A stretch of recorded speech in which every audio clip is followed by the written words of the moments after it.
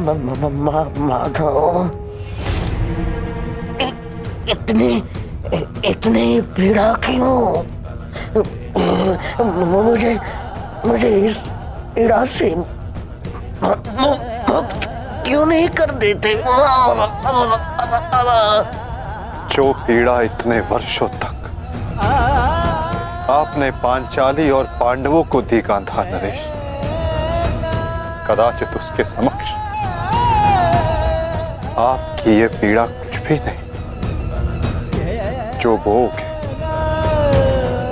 वही काटोगे, यही नियति है।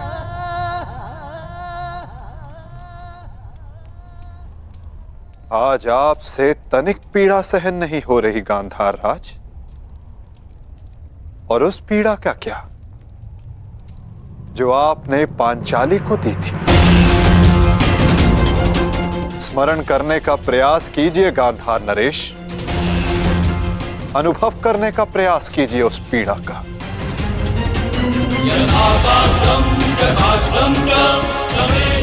उस भरी सभा में पांचाली के वस्त्रहीन शरीर पर पुरुषों की दृष्टि कांटे बनकर चुभ रही थी।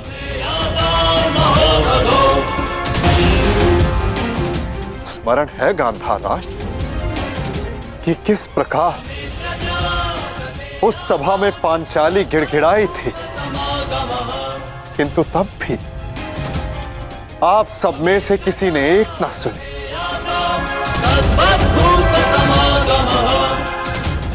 और अब आप चाहते हैं कि हम आपका निवेदन स्वीकार करें गांधार राज। आप वो अधिकार खो चुके हैं।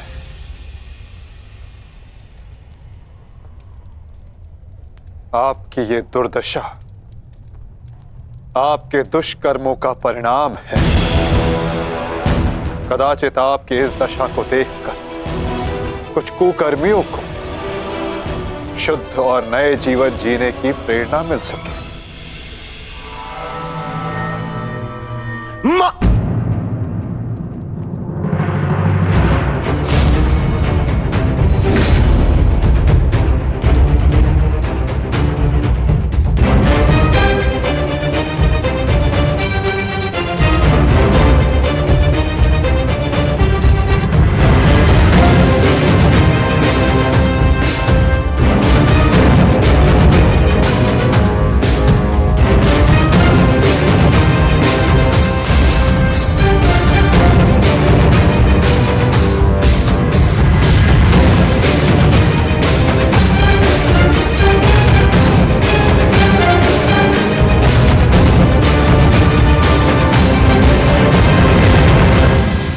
हम तुम्हारी प्रतीक्षा करेंगे अनुज। जाओ, जाकर मामा श्री को अंतिम विदा दे दो।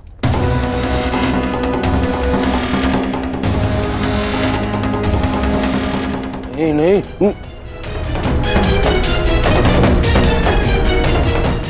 नहीं मामा, नहीं।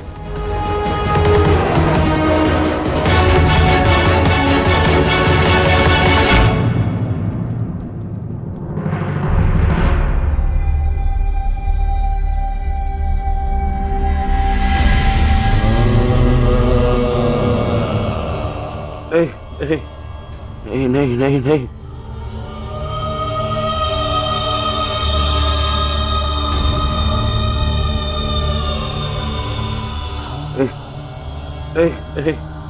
नहीं नहीं नहीं नहीं मामा, नहीं नहीं नहीं नहीं नहीं मामा, नहीं नहीं नहीं नहीं नहीं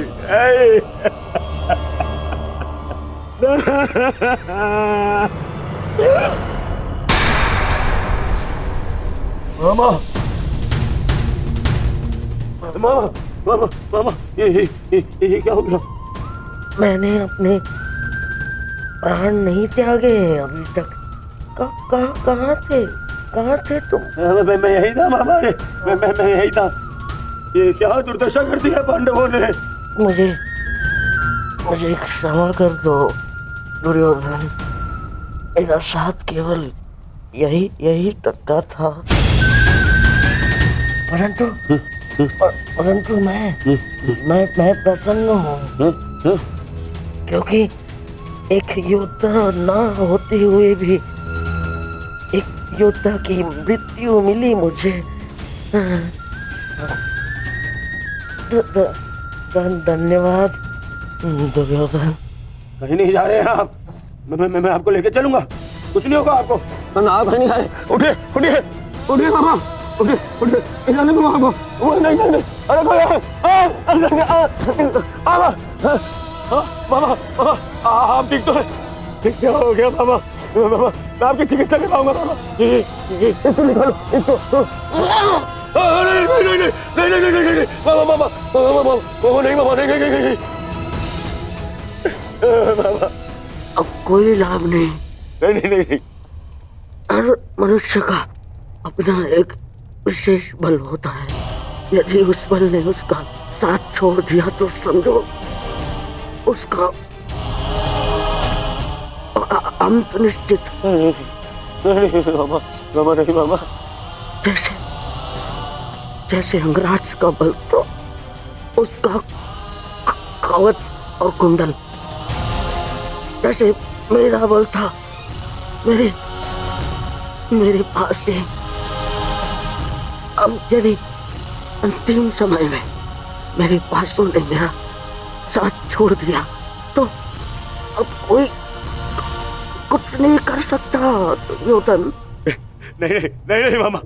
अरे ये जिस गांधार नरेश की नीति से सारा भारतवर्ष कांपता है, इतनी निर्दयता से उसको मारा इन पांडवों ने। हाँ क्या हाल कर दिया है तुम्हारे और बाकी सबके ऊपर। अत्याचार इन पांडवों ने किया है, उसका प्रतिकार आपका भांजा लेगा मामा। मैं इसे छोड़ दूंगा मामा। नहीं दुर्योधन, वास्तविकता तो ये है कि मेरी ये दशा मेरे ही निर्दयी कर्मों का फल है। इस आशा का कारण केवल और केवल मैं स्वयं हूँ।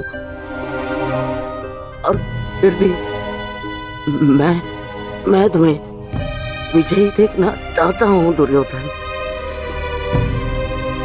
तुमने बचपन से मेरी हर बात सुनी और मानी भी,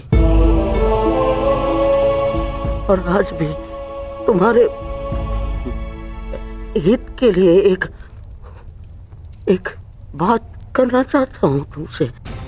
बोलो बाबा। दुर्योधन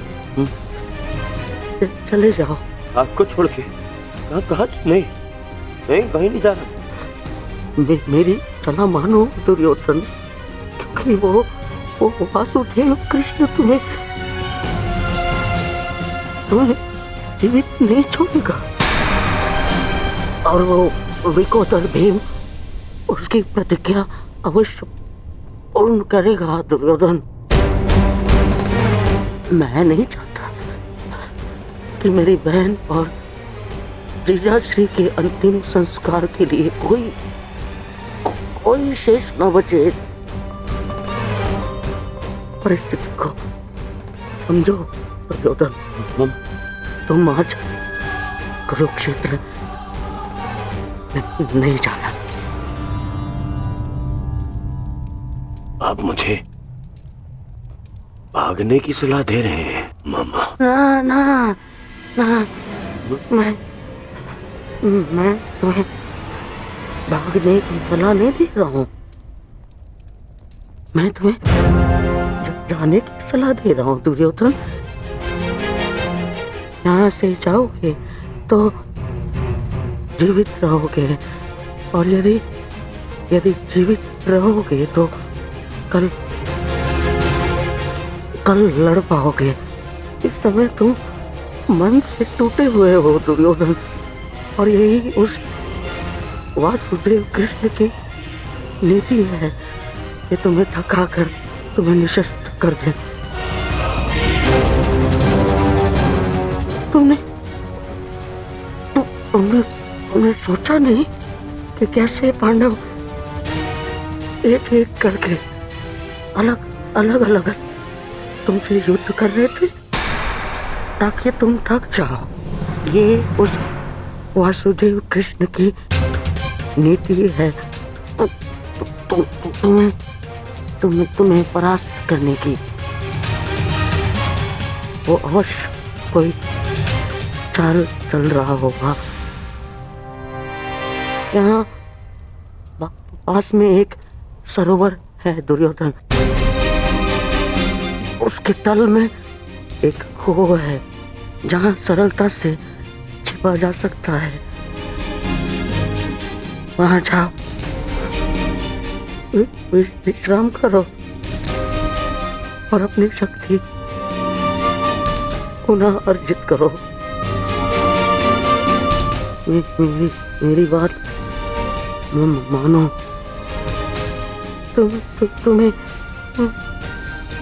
तुम्हें मेरी सौगंध। सरोवर में जाओ, अपने मामा की अंतिम इच्छा का पालन करोगे ना? करोगे ना अपनी मामा की अंतिम आज्ञा का पालन? हाँ मामा, मैं आपकी अंतिम इच्छा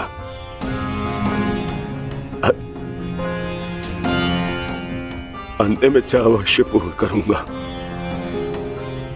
मैं सरोवर जाऊंगा परंतु छिपने नहीं मामा, जल साधना के लिए, ताकि उन पांडवों से मैं आप पर और बाकी सब पर किए अत्याचार का प्रतिकार ले सकूं। मामा, मैं इस युद्ध को समाप्त अवश्य करूंगा। आपका ये भांजा इस युद्ध को समाप्त करेगा। प्रसन्न रहो।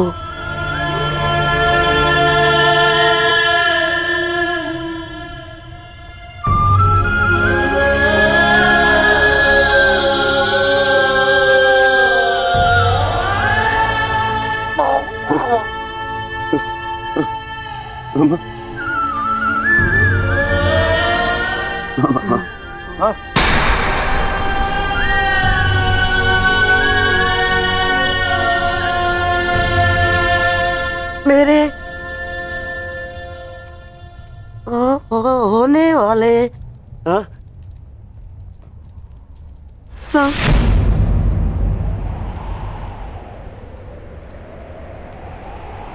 सम्राट, मामा, मेरे होने वाले सम्राट पूरा तो बोलो। मामा,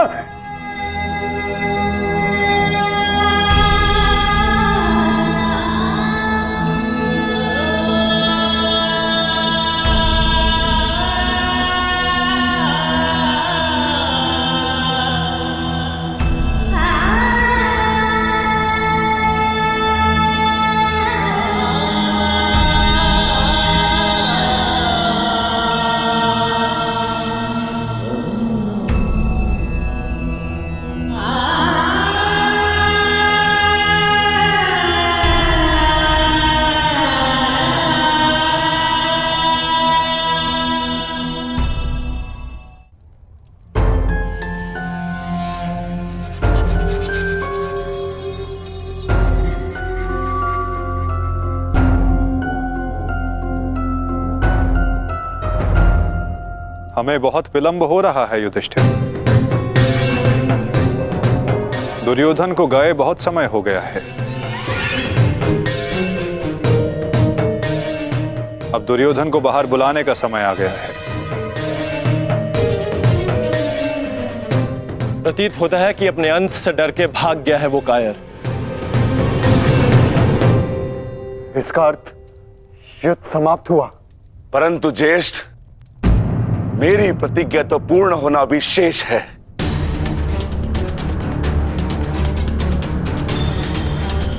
यदि दुर्योधन युद्ध नहीं चाहता तो फिर क्यों युद्ध किया जाए? माता गंधारी का एक पुत्र जीवित रहा तो इसमें समस्या कैसी? समस्या है ज्येष्ठ। माधव ने भी कहा ना कि कांटों के वृक्ष का यदि संपूर्ण नाश ना किया जाए तो फिर से पनप जाता है। उसी भांति यदि अधर्म का संपूर्ण नाश ना किया जाए तो धर्म स्थापना पर संकट होगा।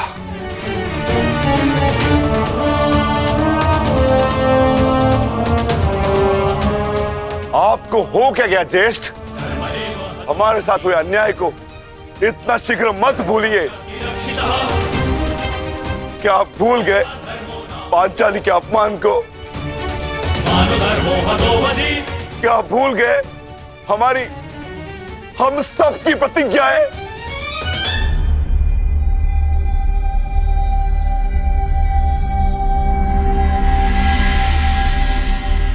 सब स्मरण है मुझे अनुज, सब स्मरण है।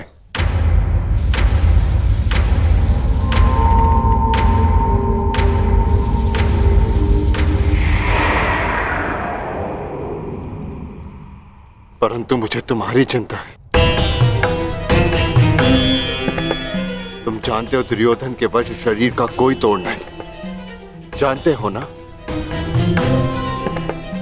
इसीलिए उससे द्वंद्व करना व्यर्थ है।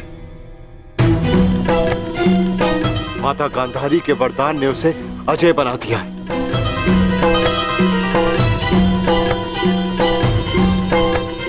यदि तुम्हें कुछ हो गया तो मैं स्वयं को कभी क्षमा नहीं कर पाऊंगा अनुज। जानता हूं ज्येष्ठ, मैं सब कुछ जानता हूं,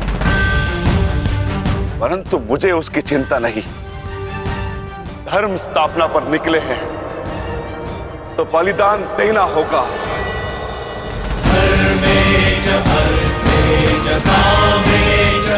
यदि उसके लिए मेरे प्राण क्यों न चले जाए, परंतु मैं प्रयास करना नहीं छोड़ सकता। परंतु दुर्योधन का वध करोगे कैसे?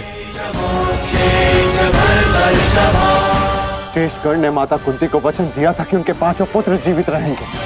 क्या तुम उनके वचन को झूठा हो जाने दोगे? हाँ?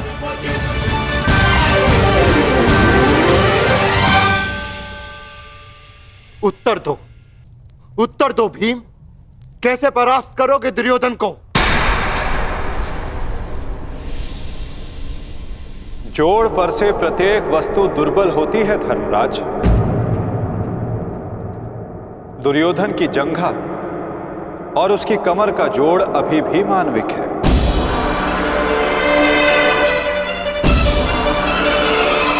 दुर्योधन को वहां से तोड़ा जा सकता है।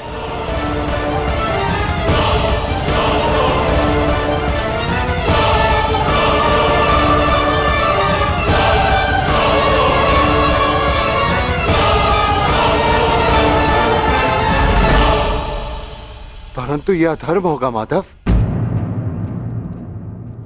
इस समय धर्म की मांग, कदाचित यही अधर्म है धर्मराज। दुर्योधन का अंत धर्म की मांग है।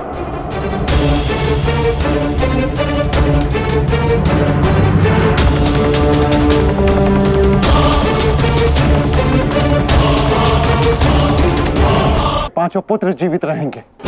क्या तुम उनके वचन को झूठा हो जाने दोगे? हाँ? उत्तर दो भीम, कैसे परास्त करोगे दुर्योधन को? जोड़ पर से प्रत्येक वस्तु दुर्बल होती है धर्मराज। दुर्योधन की जंघा और उसकी कमर का जोड़ अभी भी मानविक है।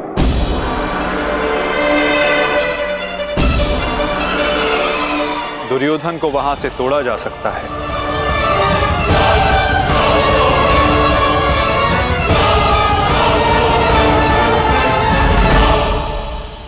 परंतु यह अधर्म होगा माधव। इस समय धर्म की मांग, कदाचित यही अधर्म है धर्मराज। दुर्योधन का अंत धर्म की मांग है।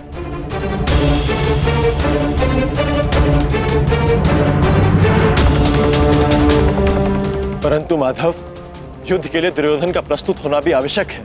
यदि दुर्योधन हम सबके समक्ष प्रस्तुत नहीं होते तो हमें दुर्योधन के समक्ष प्रस्तुत हो जाना चाहिए।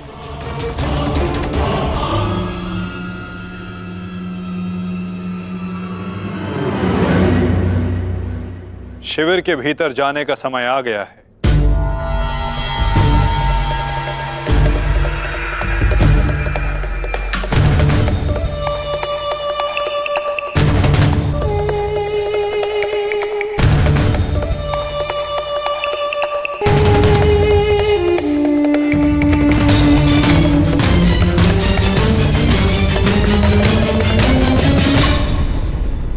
याद तो कोई भी नहीं है।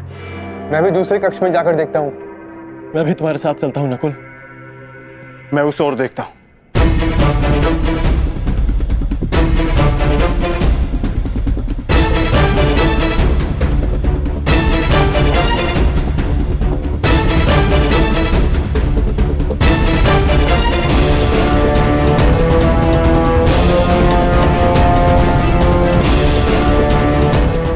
माधव, दुर्योधन कहीं नहीं मिला।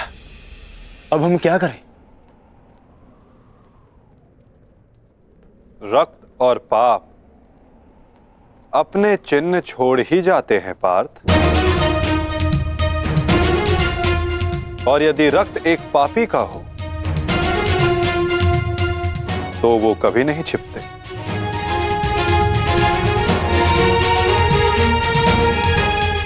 उधर देखो पार्थ,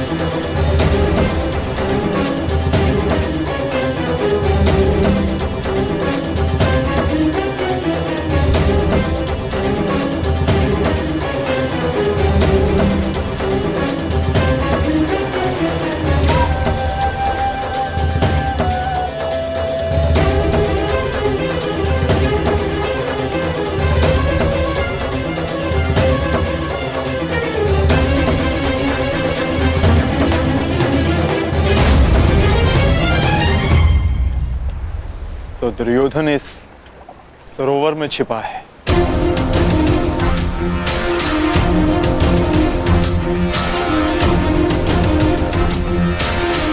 आवाहन दो विकोदर।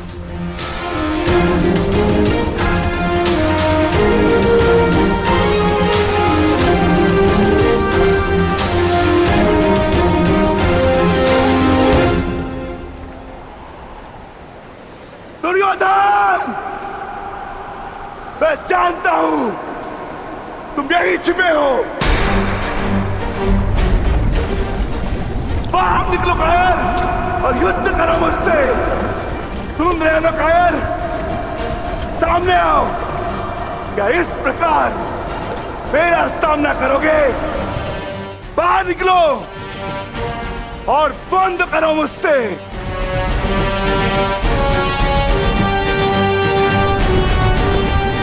आज तुम्हारे मामा श्री तुम्हारा साथ छोड़कर चले गए और शीघ्र ही मैं तुम्हें उनके पास भेज दूंगा।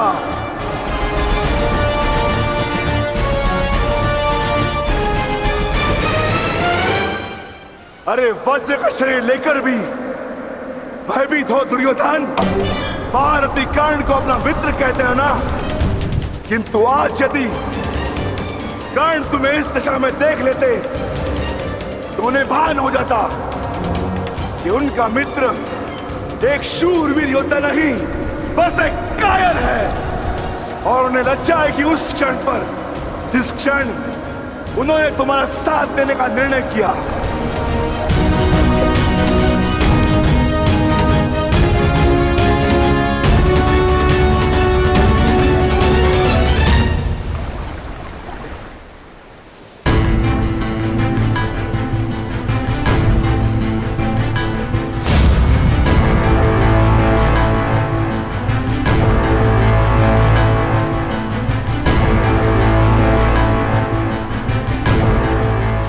विकोदर,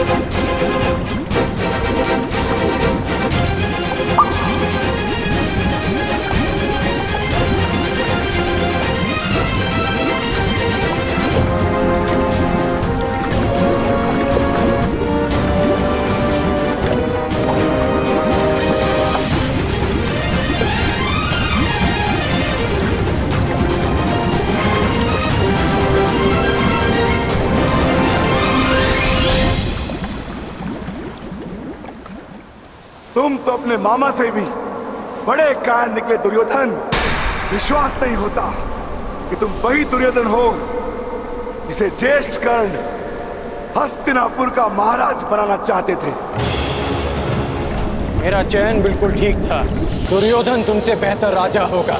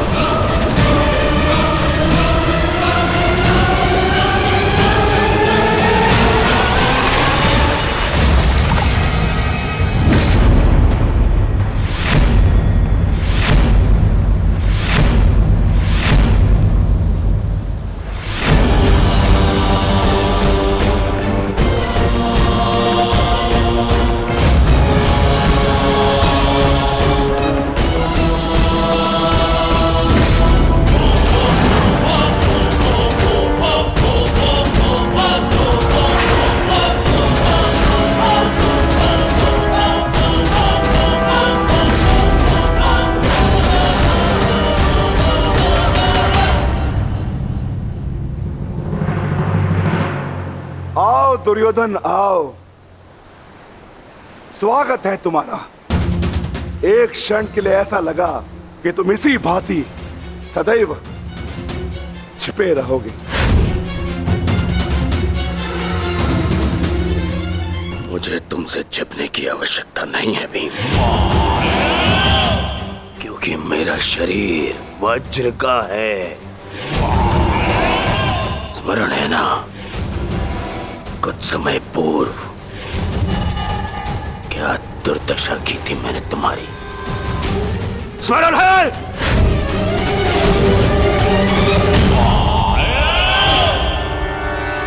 दुर्योधन सत्य कह रहे हैं विकोदर। दुर्योधन छिप नहीं रहे थे, वो तो जल साधना में लीन थे। ये तैयारी तो युद्ध से पहले की थी दुर्योधन, है ना?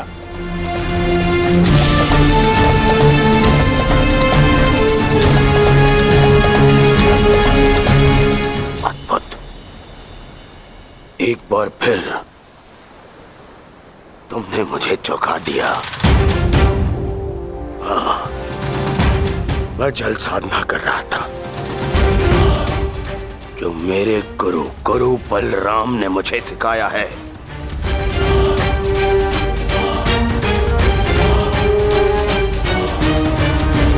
आशा करता हूं कि मुझे विलंब ना हुआ हो। जो चाहे साधना कर लो दुर्योधन, परंतु आज तुम्हें मुझसे कोई नहीं बचा सकता। बड़े निश्चित हो मेरी मृत्यु को लेकर।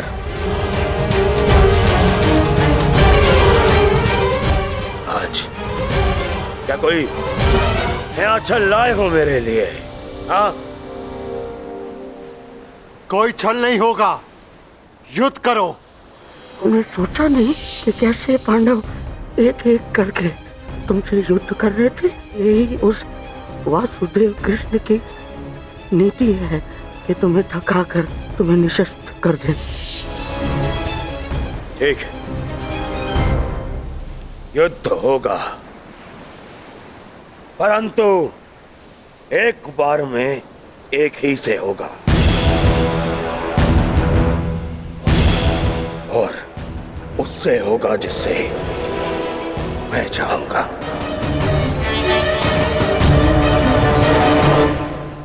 स्वीकार है।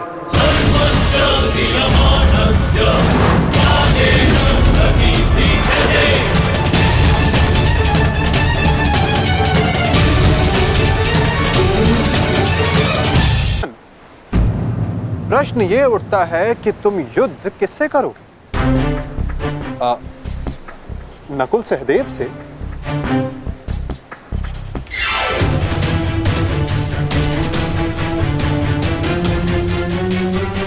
हाँ, उचित है। नकुल तुमसे दुर्बल है, तो उसको परास्त करना तुम्हारे लिए सरल होगा। और सहदेव ने तो तुम्हारे मामा श्री का वध करके अपनी प्रतिज्ञा पूर्ण की है ना? किंतु ये चुनाव करने से पूर्व एक बात सदा स्मरण रखना दुर्योधन, कि नकुल सहदेव का एक प्रहार तुम्हारे 100 प्रहारों से अधिक स्मरणीय होगा और नकुल सहदेव को तुमसे कहीं अधिक सम्मान मिलेगा। हाँ, कदाचित इस द्वंद्व में, इस महाभारत में तुम भले ही विजयी हो जाओ, किंतु सदा के लिए तुम अपना मान, सम्मान और यश खो बैठोगे दुर्योधन।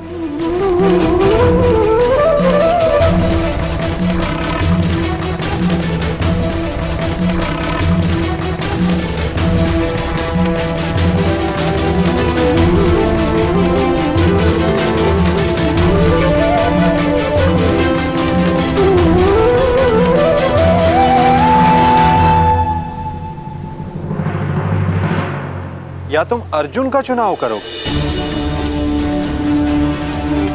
जिसने तुम्हारे मित्र का वध किया। किंतु फिर प्रश्न ये उठता है कि तुम धनुर्युद्ध चुनते हो या गदा युद्ध। यदि तुमने धनुर्युद्ध चुना तो तुम अर्जुन के समक्ष क्षण भर के लिए नहीं टिक पाओगे।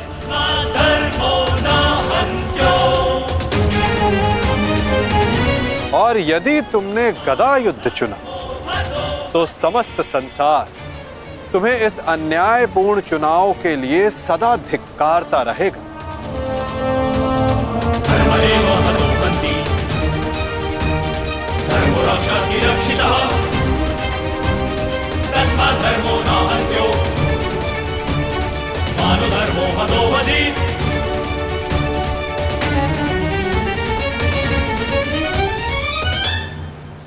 हाँ, युधिष्ठिर को द्वंद्व के लिए ललकारना ये अवश्य बुद्धिमानी हो,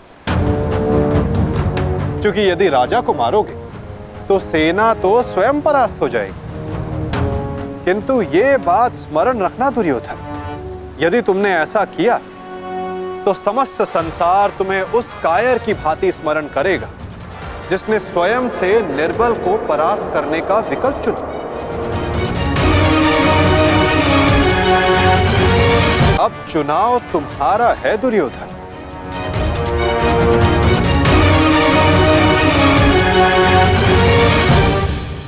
नहीं छलिए, ये फिर तुम्हारा कोई छल है। मेरा चुनाव केवल वो होगा जिसकी मृत्यु मेरे 99 भाइयों के लिए श्रद्धांजलि होगी। परिणाम चाहे जो भी हो, दुर्योधन केवल एक महान योद्धा के रूप में जाना और पहचाना जाएगा।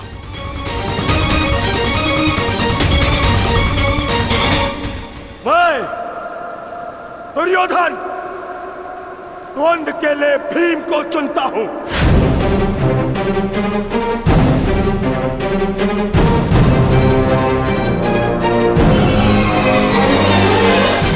और इसे मारने के पश्चात मैं एक एक करके बाकी चारों भाइयों को मारूंगा। ये मेरा वचन है।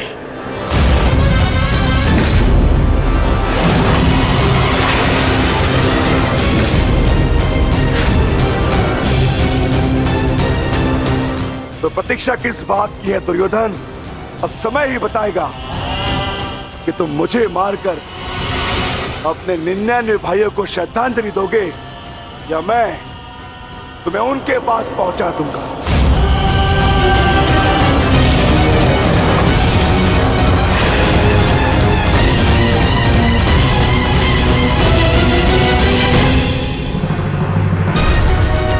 हर हर महादेव।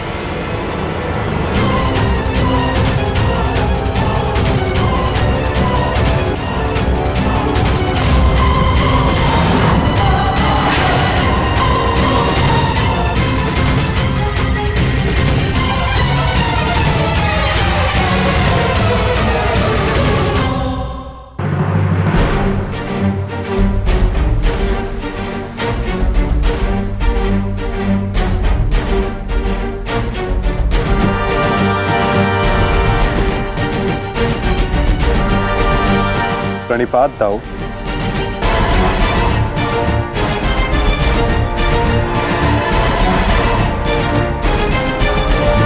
प्रणिपात गुरुदेव।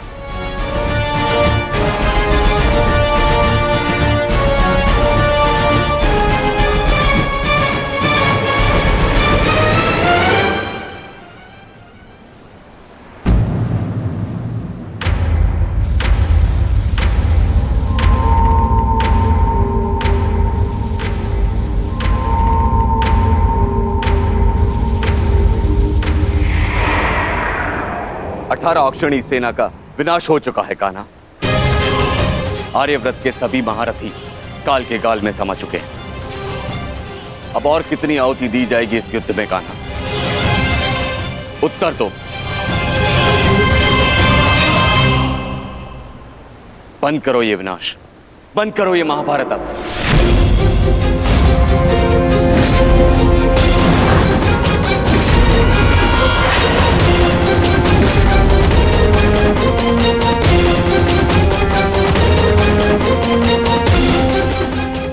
नहीं गुरुदेव,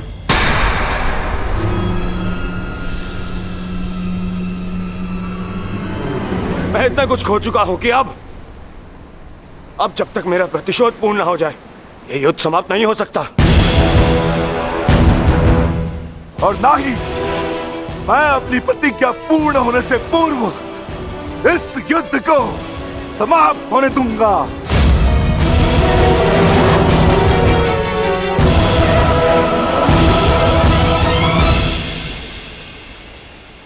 तुमने जो प्रतिज्ञा दुर्योधन के लिए ली है, अब उसका पूर्ण होना असंभव है।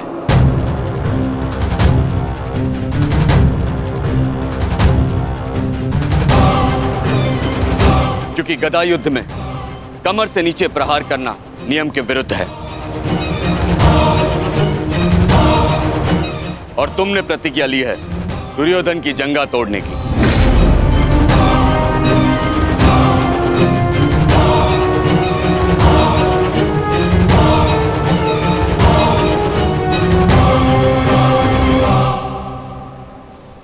कैसी अनीति दाऊ। महामहिम भीष्म के बाणों की शैया पर जाने के पश्चात इस युद्ध में कोई नीति शेष नहीं रही दाऊ। और फिर आपने तो स्वयं को इस युद्ध से विमुख रखा था ना। आप इस युद्ध में भाग नहीं ले सकते दाऊ।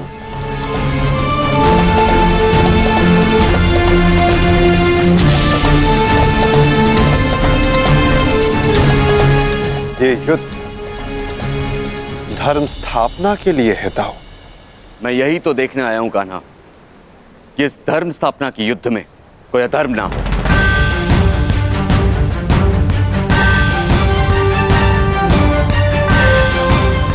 निश्चित रूप से मैं इस युद्ध में सम्मिलित नहीं होऊंगा, परंतु शरणागत की पुकार सुनना मेरा धर्म है। मैं नहीं चाहता कि कल को संसार ये कहे कि यदुवंश के कान्हा के होते हुए अधर्म हुआ।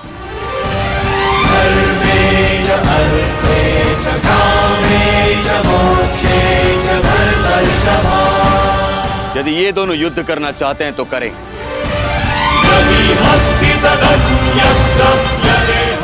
इस युद्ध का निर्णायक मैं बनूंगा।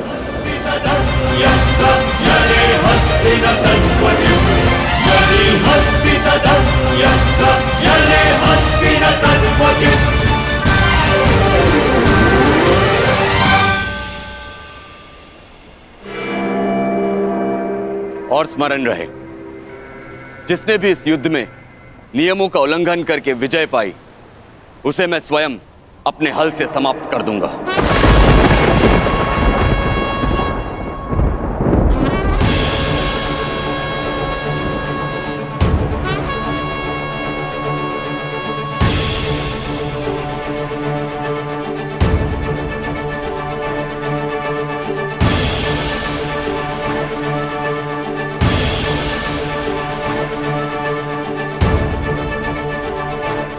नियम वही होंगे जो गदा युद्ध में लागू होते हैं।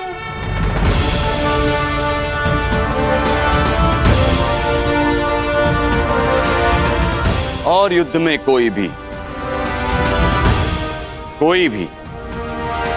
योद्धाओं के मध्य नहीं आ सकेगा।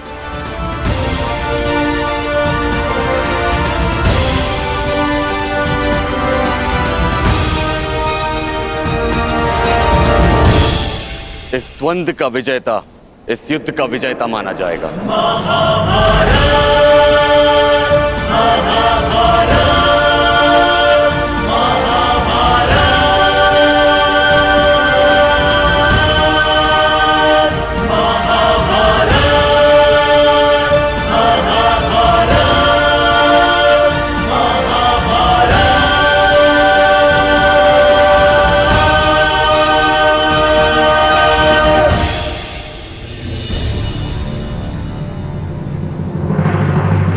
अब धर्म स्थापना का भार तुम्हारे कंधों पर है विकोदर।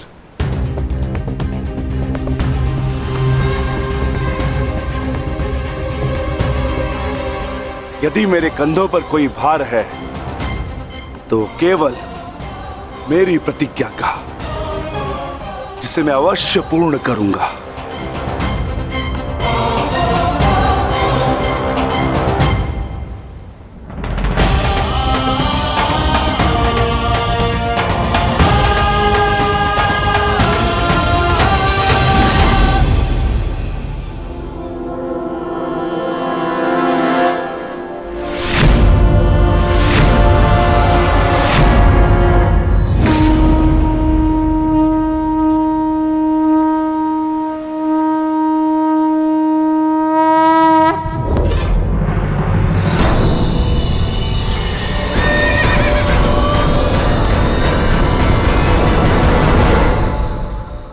युद्ध प्रारंभ करो।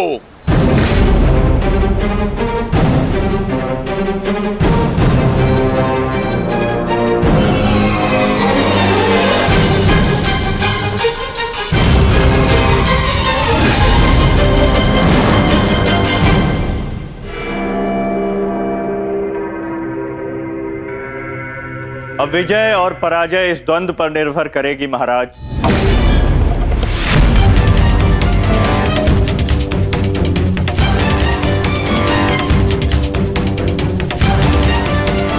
एक ओर प्रतिशोध है तो दूसरी ओर प्रतिज्ञा।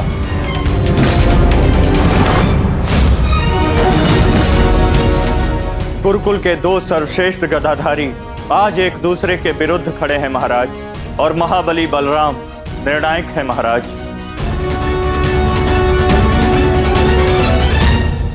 मुझे इस बात में कभी भी संदेह नहीं था संजय कि मेरा पुत्र भीम से श्रेष्ठ गदाधारी है। मुझे पूर्ण विश्वास है कि मेरा पुत्र भीम को अवश्य परास्त करेगा।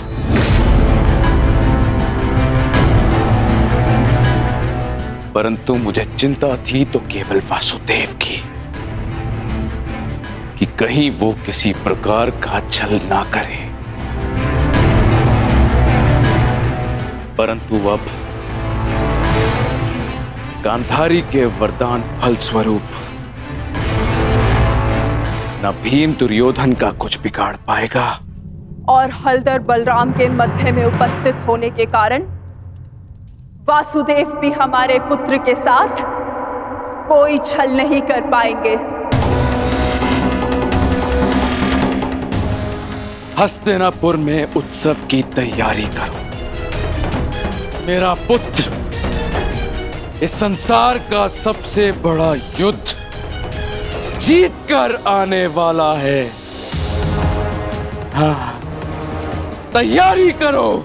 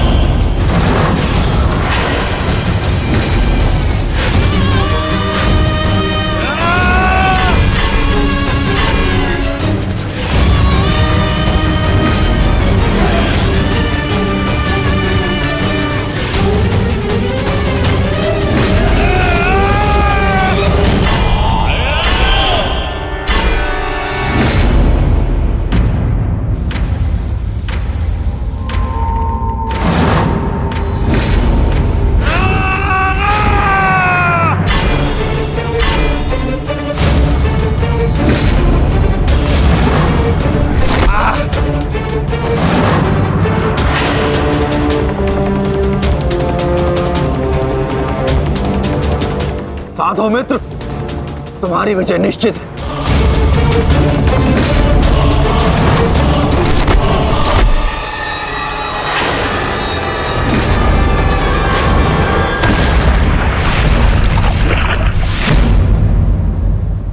माधव, यदि ऐसा ही चलता रहा तो भीम दुर्योधन के आगे अधिक समय तक टिक नहीं पाएगा।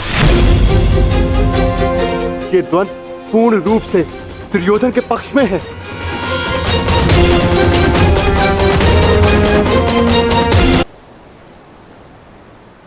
धर्म स्थापना का मार्ग सरल कहां होता है धर्मराज? उसमें अनेकों कांटे होते हैं, अनेकों ठोकरें होती हैं, अनेकों आघात होते हैं। महाबली बलराम अब इस युद्ध के निर्णायक हैं। युद्ध का परिणाम इस द्वंद्व पर निर्भर है।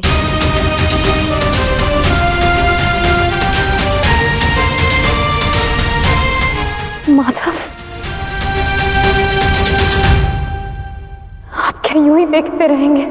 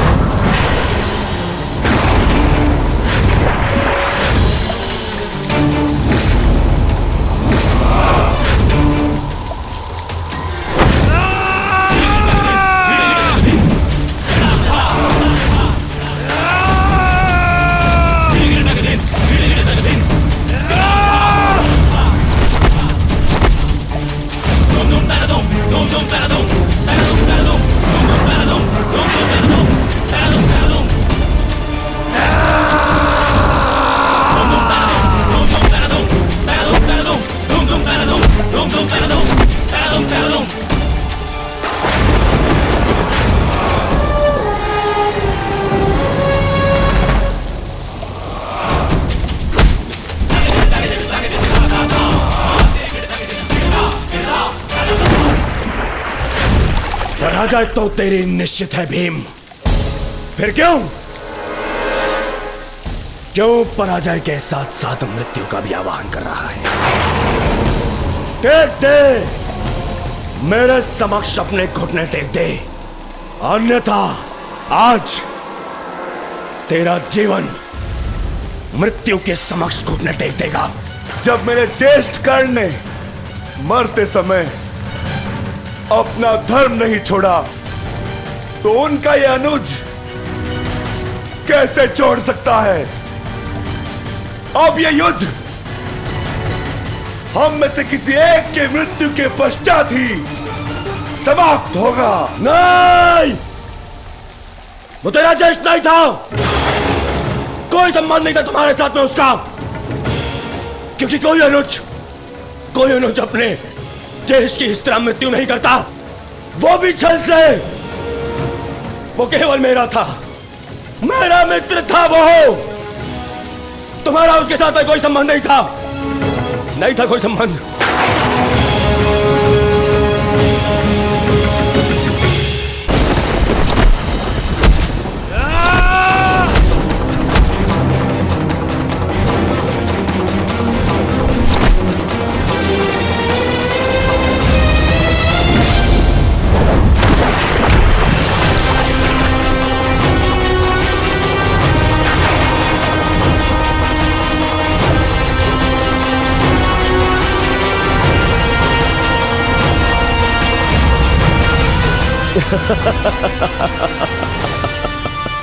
क्यों पांडवों, आनंद आ रहा है?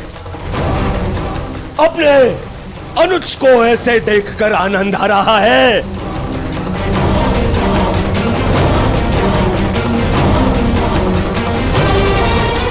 इसी के सहारे इस युद्ध में विजय प्राप्त करने का स्वप्न देखा था ना तुम लोगों ने?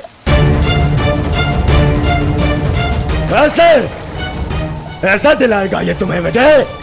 हाँ, देखो कैसे मेरी लाचार धरती की गोद में धंसा हुआ है ये।